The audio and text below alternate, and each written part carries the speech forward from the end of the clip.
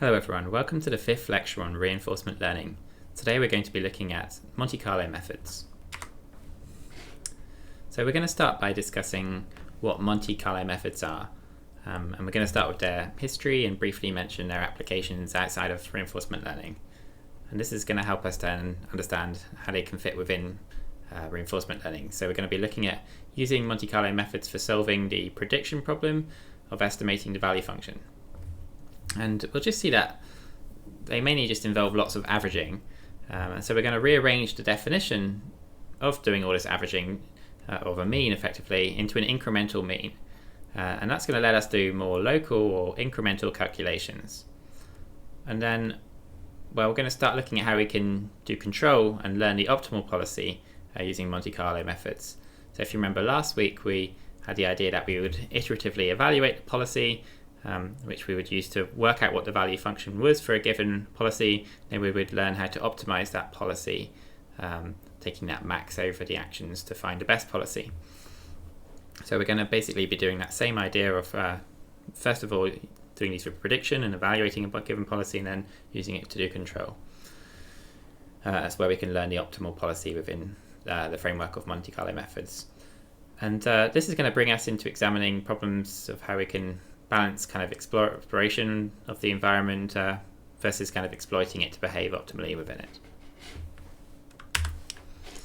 So the Monte Carlo method was first developed by a nuclear physicist, Stanislaw or Stan Ullmann. When he was ill, he was trying to figure out he was kind of stuck in bed for a while, and he was trying to figure out the probability of winning a variant of solitaire, which was laid out with 52 cards. And it was too difficult to calculate using the deterministic mathematical methods at the time.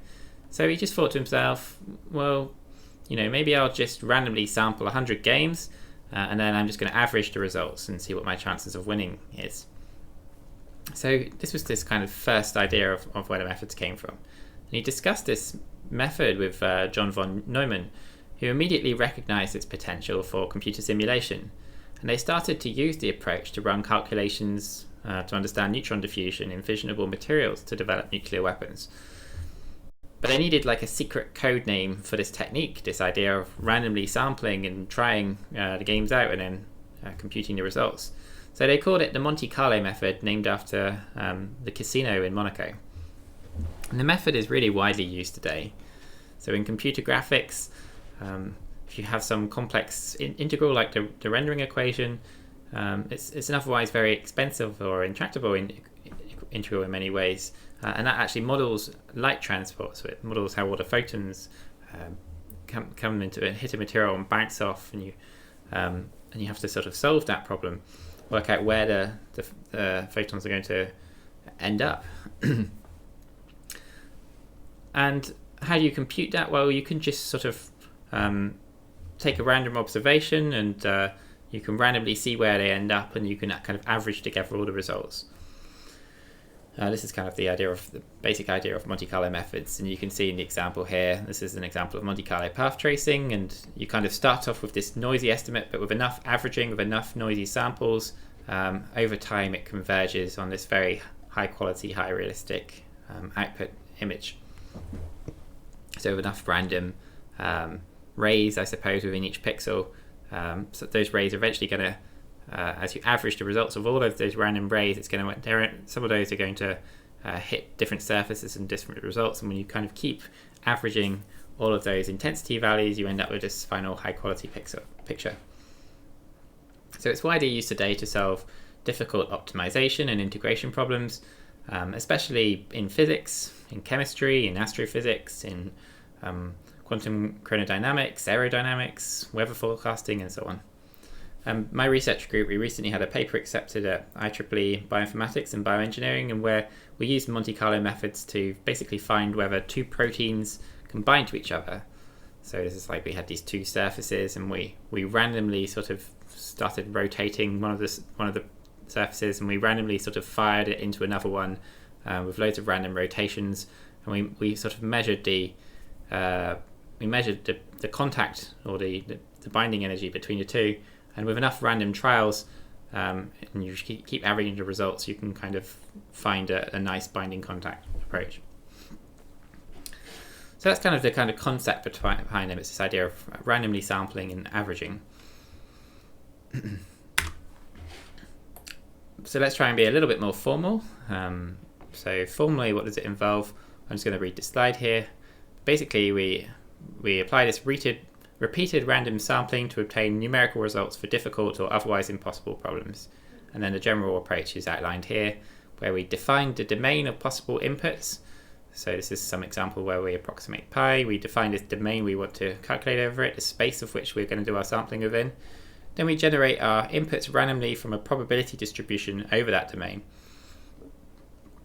And this is like a uniform distribution over that domain. And then we perform a deterministic computation on the inputs. Then we aggregate, or we average, if you like, the results together. So yeah, just looking at this toy example in a bit more detail, we want to estimate pi, and we can actually use a Monte Carlo method to estimate pi. So you can inscribe this quadrant in a square, and then you can sample points from this uniform distribution within the domain, within this square. And all you do is you count the number of points which are inside the quadrant versus the number of points which are outside of it. So these are the points which have a distance from the origin of less than 1. Then you calculate the ratio of these points that fall inside to the total sample count. Then you multiply that number by 4 to actually get the full value of pi.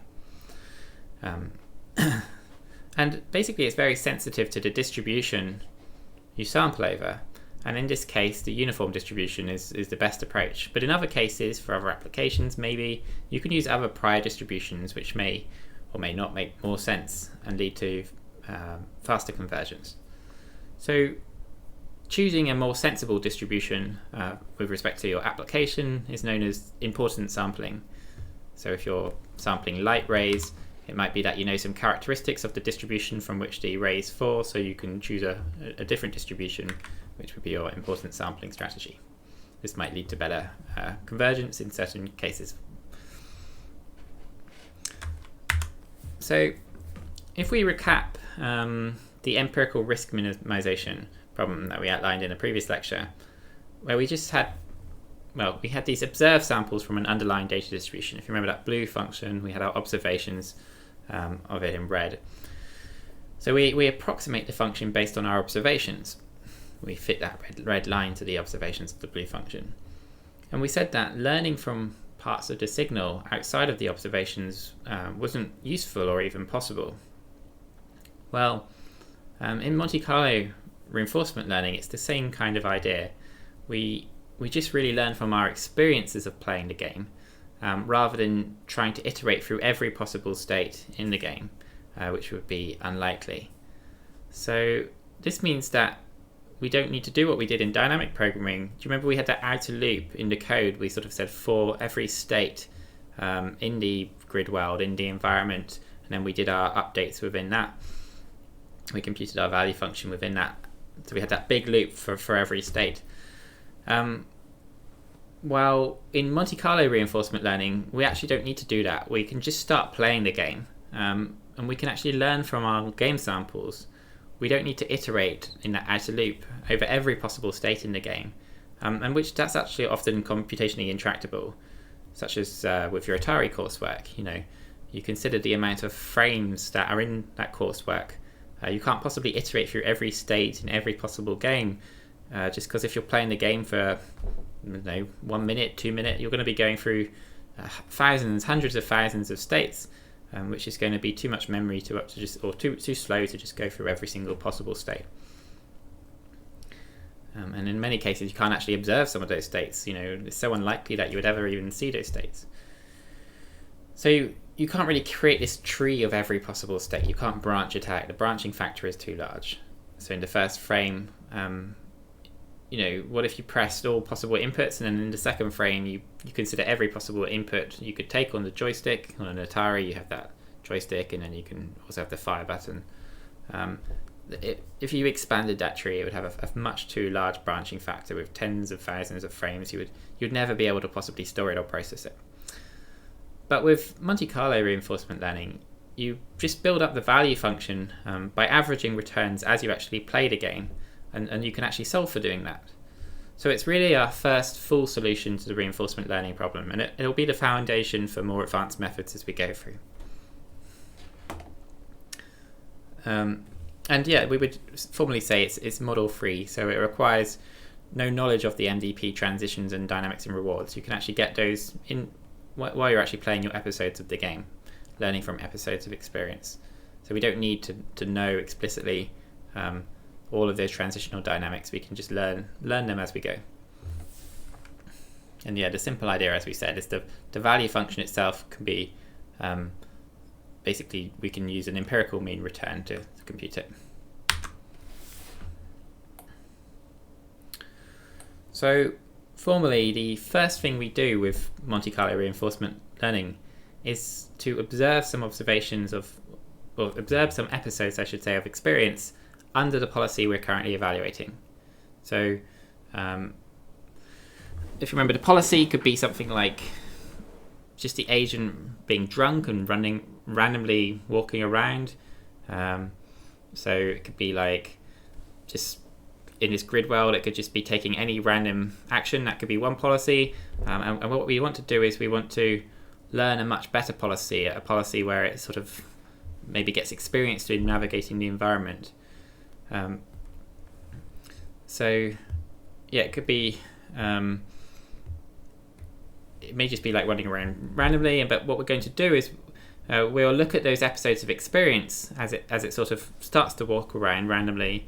We'll get this kind of stream of states, actions and rewards, and we're going to sample from the environment under the policy we're currently evaluating, so under our random policy. And then what we're going to look at is the total discounted reward at each time step onwards. And this, if you remember, is what we call the return. And it's the discounted reward from that time step onwards to the end of the episode, or to the end of the game, until your player dies, until you fall in the ice, or until you find a frisbee, until you reach the summit of the mountain, until you finish your game. So this is different depending on where you are in the episode. So at the start, the return, if you like, is going to be different to say if you're closer to your goal or if you're nearer the goal. So we then just estimate the value function as the expected return from time step t onwards. But with Monte Carlo reinforcement learning, we're just going to be using an empirical mean. So a mean just over those states we happen to observe as the agent keeps playing games or wandering around randomly. So it might be that some states are actually not even reachable if you imagine surrounding some states by this ice or this water. You're never actually going to be able to compute or observe being in those states, so they're just not going to get factored into this process. All right, so averaging or this explicit computation of the mean is very important for Monte Carlo methods. And what we actually try to do is compute this mean incrementally. And this is moving towards active learning algorithms that update the mean in small steps as we explore around. And this slide here basically just shows a fairly well-known derivation, and it just shows that the mean can be computed incrementally. So you don't have to first of all sum everything and then divide by the sum, by the number of elements.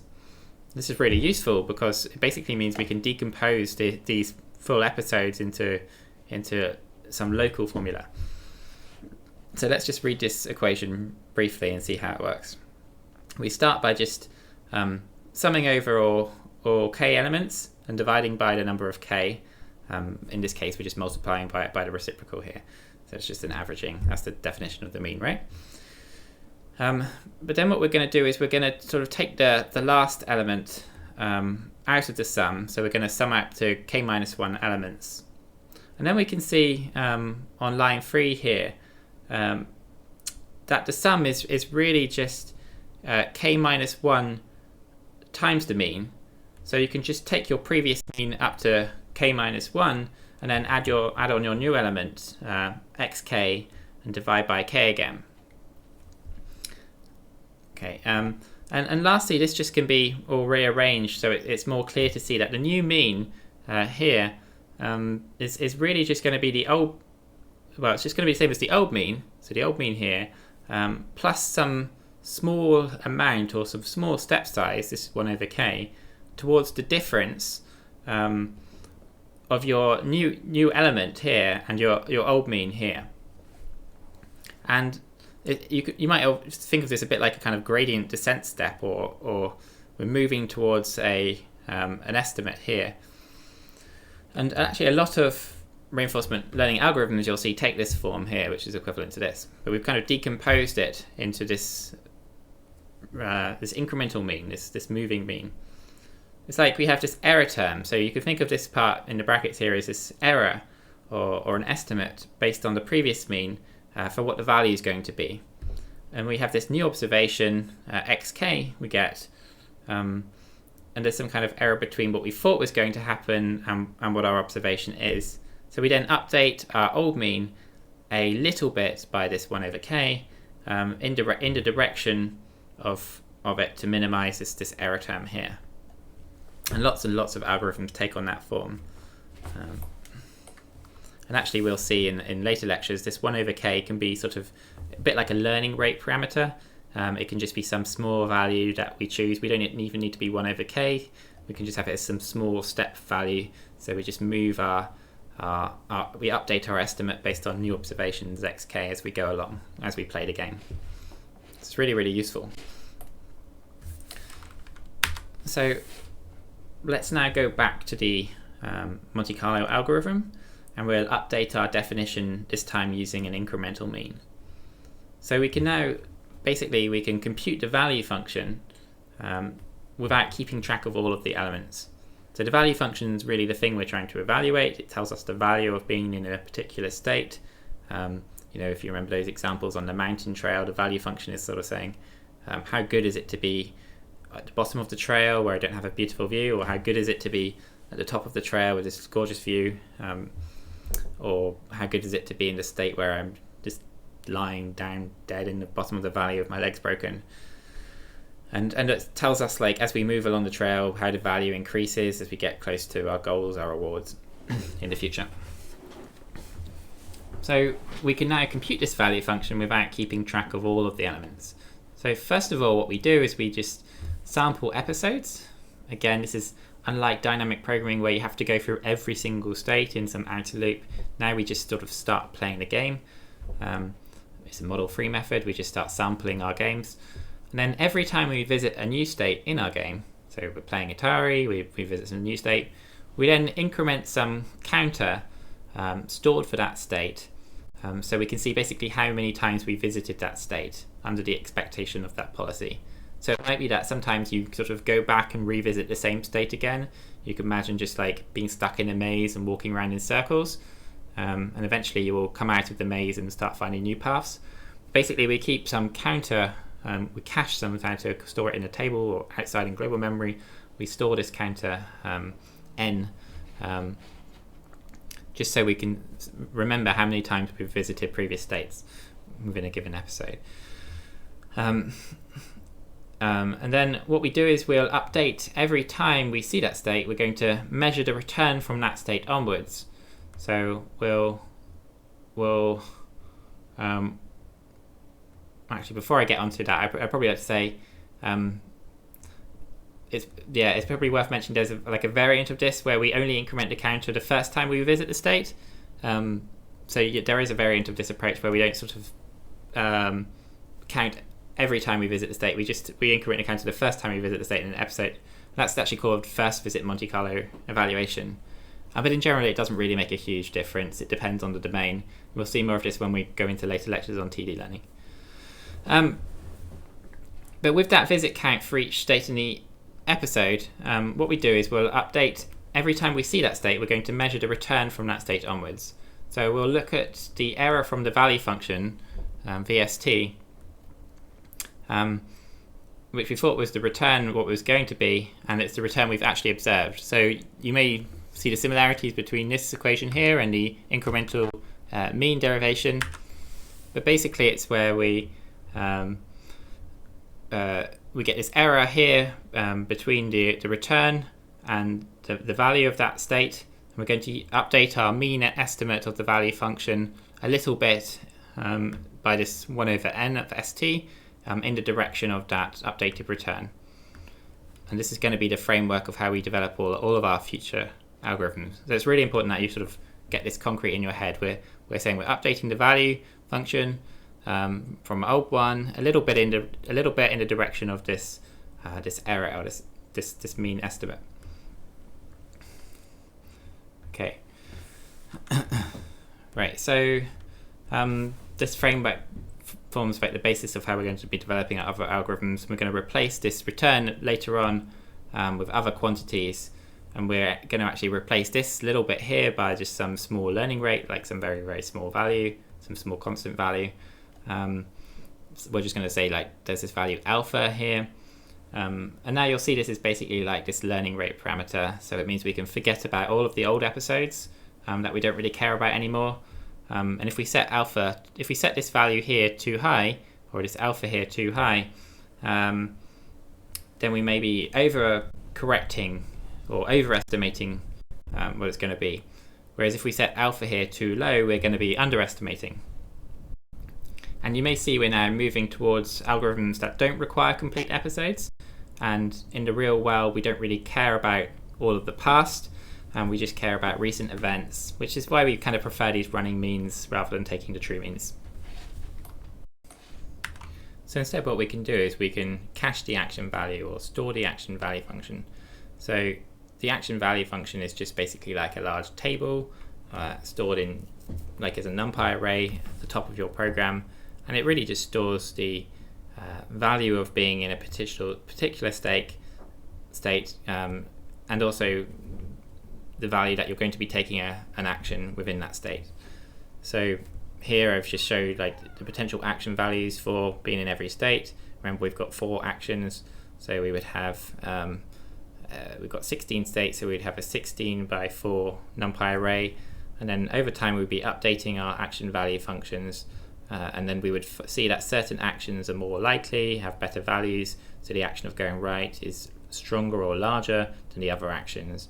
The action of going right here is stronger or larger than the other actions, and so on. It's better to go down. It's better to take this action in this state, so maybe your action value for going left would be 0 or low, and up would be low, right would be low, and down would be a much larger value, and so on and so we would update that big table with all of those values stored in NumPy. So I've got a collab example we can kind of follow on. Just briefly, it's another frozen lake environment, 4x4 grid world, and the environment dynamics are disabled just so you can see more clearly the policies in a way that makes sense to us humans. This is just the plot function, which helps us to see the policies and the values of the states. And just at the start, you'll see this table I'm talking about. This is where we store and we cache the action values. So you need to have for every basically the ability to store states in global memory, and then the corresponding actions you would take over for those being in those states. So this would be like by 4 here, 16 by 4. And you don't actually need to store for all states now. You can just store the values for the states that you're playing. So imagine you've got like 1 million states, but you never actually play in all of those states or even observe some of those states because they can be sectioned off, so that you can't even reach those states. You can therefore have this like as a dictionary, where you don't need to explicitly store all of the possible values. And later we're going to see that we can use function approximators for this, so we could actually use like a deep neural network to store all of this kind of information. And also with Monte Carlo methods, we need to store a counter for the number of times we visit that state and that action. So this is that n in the mathematical notation. Okay. So we're just going to kind of go through this implementation. This is basically just showing that code of everything we said so far, and we're just going to walk through this so it's really clear. But basically, here's a sort of simple grid well where we've got this nice juicy reward of 5 down by the frisbee, and I've also just to highlight one of the problems, put another smaller reward here. So it's actually much better if we could learn to bypass this smaller reward and get to the nice reward. So we're going to just learn to do this by episodes, by Monte Carlo episodes, by episodes of play. So the first thing, we've just got this big table which contains the states and the actions, and we're just storing for all possible ones. But like I said, this could be a dictionary or something else. And then the number of actions there. So we're caching our Q values at the top and caching the number of visits for each state. And then what we do is we sample a complete episode. So for episode in number of episodes we want to play, we're just going to start by initializing our environment. And while we're not done, we're just going to start going through this. So we sample a complete episode until it finishes, and then we calculate the total reward for it. We put that into this results sum. This is the total reward for being in that episode. And as we do this, we're just going to follow the maximum action according to our learnt policy. So at the moment, we're just going to, from all of our Q values, we've got the code in here to extract all the actions from them. We're just going to take the maximum action from our action value table. And then we're just going to according to that action. This will take us to the next state, and then we're going to say our new state was the next state, and we're just going to go through this, just always following the best policy. But unfortunately, there's a very big problem here, a big problem with this. And if you look at the example, you'll actually see this problem. If you just choose this argmax or this best action, and if you look at the example, basically you'll get stuck in a local minima where you're just always going to end up taking the maximum action. So you're always just going to be acting greedily in this environment, and you're not going to actually do any exploration whatsoever. You'll always just be following the best maximum action, which will be stuck in some local minima. So how do we solve this? What is the solution? What's the most obvious solution? You might be thinking to yourselves. Well, basically all we do is we do a little bit of random exploration instead of just taking that maximum action. So if we could just add some randomization, maybe it will be that we don't just always follow and get stuck in this local minimum. Maybe we'll just randomly discover this over enough time. And that introduces us into this idea of epsilon-greedy exploration. And this is a really, really simple idea. There are much more sophisticated ideas out there, and maybe you can think of a better one intuitively by yourself. But all this really says is that with like probability epsilon over m, you choose this completely random action. So we just do like a uniform random action, like we drunkenly run around with some low probability or probability epsilon over m. Then with probability of 1 minus epsilon over m, then we're going to do our greedy action, okay, which is this argmax over our Q values. So basically that means with some small probability you'll try all the other actions, and this might seem very dumb, and it kind of is, but it has some really nice theoretical guarantees. It guarantees that if you do this, you're always going to continue exploring everything. If there is some always probability that you're going to always explore anything, eventually with enough time you will, if you do this infinitely long, you will guaranteed eventually have optimal convergence. You will eventually find the right solution. If there's a low probability, a non-zero probability that you randomly move, then there's a non-zero probability that you will discover every possible state that's reachable. Which guarantees also that you'll always improve your policy. There's a nice proof of that convergence in equation 5.2 of the Sutton and Bartow book, and you can look at that for further study if you like. Okay, so as we saw before, if we just act greedily and follow the greedy policy, we're not going to converge, so it's just going to get stuck in some local minima. That's what you're seeing here. This success rate is 0. It's just stuck in a local minima. It's not doing any exploration. It's never able to get out of that local minima, so the algorithm fails. But if we introduce our random epsilon greedy policy, which is where we have our random policy, which is like the probability of randomly drunkenly going to any state, 0.25 of the time, we can then sample from this. if we run this, in this case we're going to set epsilon to 0.4. So if this random variable is greater than epsilon, we'll follow our greedy policy, otherwise we'll just follow our random policy. Then this means we're always going to eventually explore our environment, and it will converge eventually with enough time, but it does take a long time to converge, and this is just for a very, very small example, but it does converge, but you might need like an almost infinite number of time in some of the more difficult complex environments, but it does have that nice theoretical guarantee. Okay, so there's this kind of problem with this, which is, yes, in theory it works, it does converge, but the probability with epsilon-greedy is that the amount of exploration is heavily influenced by the curse of dimensionality. So consider this image here. I just created that by randomly sampling some noise. There is actually a probability that as I randomly sample this noise, it will end up looking like a hyper-realistic face. It might end up looking like my face. You could make an elegant mathematical proof of that and just say, yeah, there is some very, very small probability that is true. And that's basically what is the proof of the previous example, that it does converge. And if you're following my thought process here, you'll see that, yes, that's true, but what is the actual chance of that happening? And it's basically 0. The agent will find the optimal solution if you do enough random exploration, but in practice, with larger and larger environments, with higher and higher dimensional state spaces, that probability randomly tends to 0.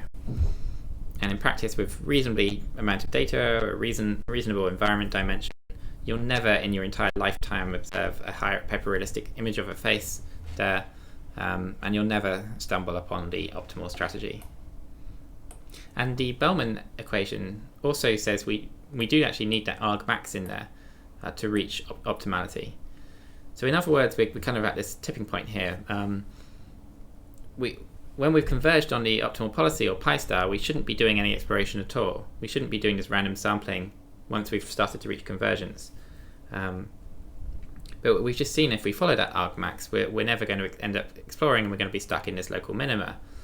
Whereas if we just do epsilon-greedy, because of the curse of dimensionality, as you can see here, with larger and larger environments, we will end up just doing too much exploration, or conversely, we're going to be doing too much exploitation, getting stuck in this local minima. So what we want is asymptotically to converge on exploitation, where we're no longer exploring, but we need to really start off by exploring so we can learn a good policy. So this might give you some intuition as to one strategy, so basically it will allow us to learn the best possible policy, and best possible policy won't include any of the random behavior. So we need to kind of start off random and converge on the max. And this brings us on to our last approach of today, which is called greedy at the limit of infinite exploration, or sometimes this is just simplified down to just GLIE. And the GLIE approach is really just any schedule for exploration where two conditions are satisfied. And these two conditions are outlined here. The first condition is that you continue to explore everything. So you make sure that all states and all actions are visited by our counter n, and every action for every part in the state space will therefore be tried. And very much like the infinite improbability drive from Hitchhiker's Guide to the Galaxy, it just basically means that you make sure you will eventually try every single possibility by this condition.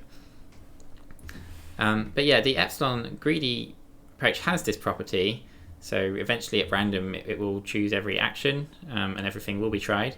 But we also need this second criteria here, which is that we want to make sure that eventually everything becomes greedy, and that it needs to become greedy to end up satisfying the Bellman optimality equations, which has that max in there. So one really naive way to do this is an epsilon-greedy policy that decays the epsilon slowly over time. So for example, you can start with setting your epsilon to a multiplicative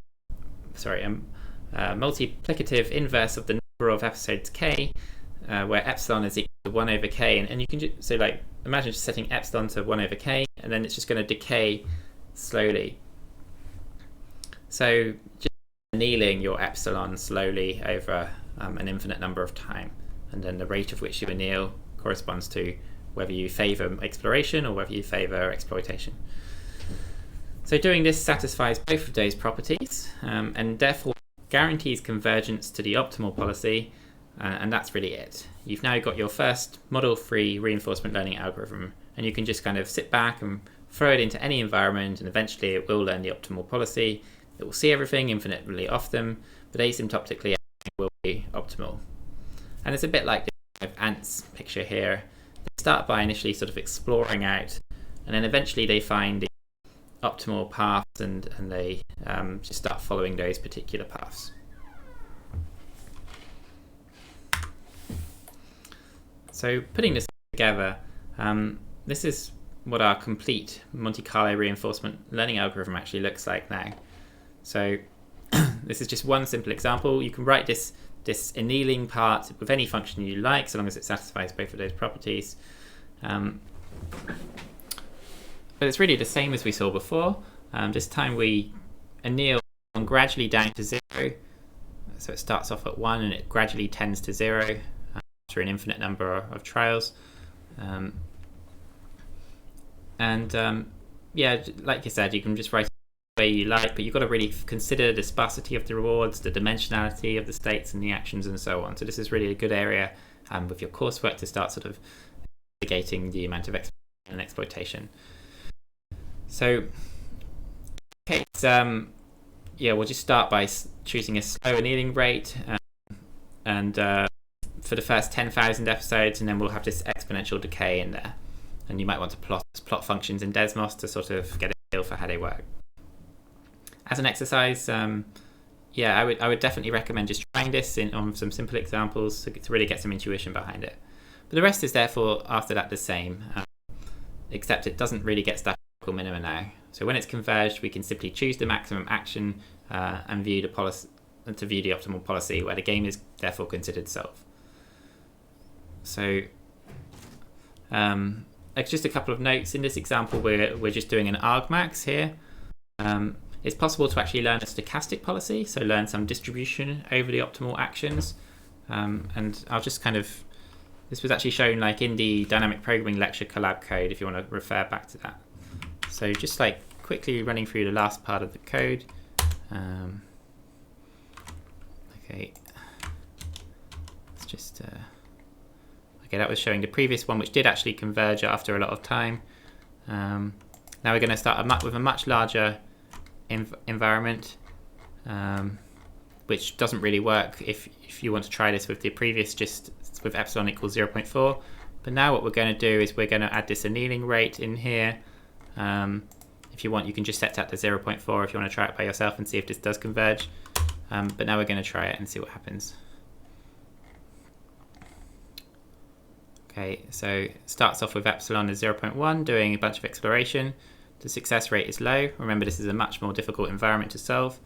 And then epsilon's going to start gradually decreasing and annealing down, and our success rate is going to start increasing as it learns to exploit the environment. So let's just run this for a little bit more. How long does it go on for? Well, not done.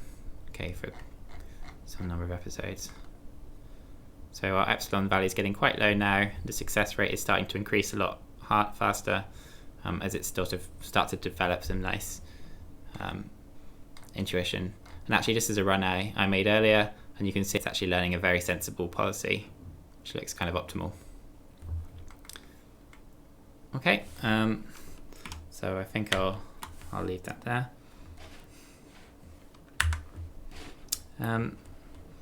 So yeah, just lastly, in Sutton and Barto's book, you'll see a large section on Monte Carlo importance sampling, but I'm not really going to be covering this, as mainly this is going to get superseded by other techniques that come later on in the course. So just to summarize, Monte Carlo reinforcement learning methods are like the first complete solution you've encountered to the reinforcement learning problem. They require training with complete episodes, however, so you have to play the entire game out first, which is really not ideal. Like if the game we're trying to play is like your life, or you're trying to play your entire life, you really don't want to die before learning to do anything.